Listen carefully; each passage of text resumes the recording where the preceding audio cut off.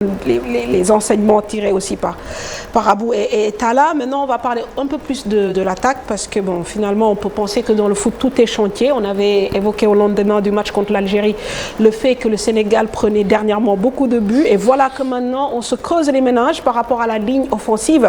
Mis à part Sadio Mané, aucun membre de l'attaque de l'équipe nationale du Sénégal n'est régulier dans ses performances. À 31 ans passés, le sociétaire d'Al Nassr demeure le leader et le meilleur buteur des Lions sur cette année 2023. Une dépendance qui s'expliquerait par le jeu pratiqué par les protégés du sélectionneur Aliou Cissé, un football basé sur l'exploitation du talent individuel qui n'arrange pas pour le moment les autres attaquants qui ne manquent pas pourtant de bonnes références en club. À quelques encablures de la CAN 2023, comment y remédier demeure une des questions qui cherche réponse dans la tanière. Cher Sadibou Diarra réfléchit à la question et nous donne des pistes de réflexion. Depuis le début de l'année 2023, l'équipe nationale a disputé 9 rencontres. Au cours de ces matchs, les Lions ont inscrit pas moins de 17 buts, dont 6 portent la signature de Sadio Mané.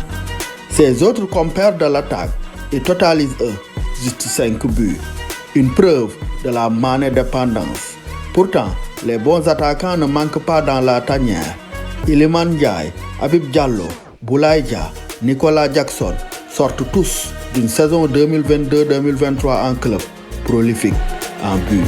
Mais aucun d'entre eux n'arrive pour l'instant à transposer cette efficacité en équipe nationale. Titulaire ou remplaçant, il n'affiche pas des statistiques extraordinaires. Pour Iliman Ndiaye, c'est 1 but. Habib Diallo en est à 2 buts et une passe décisive, tout comme Boulaye Dia. Pendant ce temps, Nicolas Jackson, Ismaïla Sarr, Bamba Dieng, pour ne citer que ceux-là, sont restés à fond cette année. Une situation qui s'explique par le jeu bancal des protégés du sélectionneur Aliou Cissé.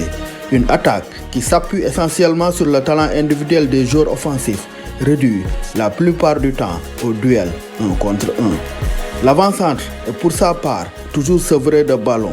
Les rares fois qu'ils l'ont, c'est sur des duels, surtout aériens. Paradoxalement, les Lions ont une bonne moyenne de buts grâce à l'efficacité de Sadio Mané. Toutefois, sur les 6 buts inscrits cette année par le meilleur buteur de l'histoire de l'équipe nationale du Sénégal, 3 sont sur penalty. Une dépendance qui constitue un risque à un peu plus d'1 mois de la CAN 2023. Contrairement à la saison passée, les attaquants sénégalais ne sont pas très performants en club dans la première partie de leur championnat respectif. Et c'est toujours Sadio Mané, auteur de 6 buts sous la tunique d'Al Nassr, qui est devant. Le chantier de l'attaque du Sénégal en opération reconquête reste donc vaste pour Aliou Cissé. Il doit choisir son avant-centre titulaire entre Boulaye Dia, Nicolas Jackson et Habib Diallo. Trouver la bonne formule pour l'animation, redonner confiance et efficacité à Ismaïla Sarr et Iliman Ndiaye en plein doute à Marseille. Autant d'équations à résoudre dans un bref délai. Y arrivera-t-il? L'avenir nous édifiera.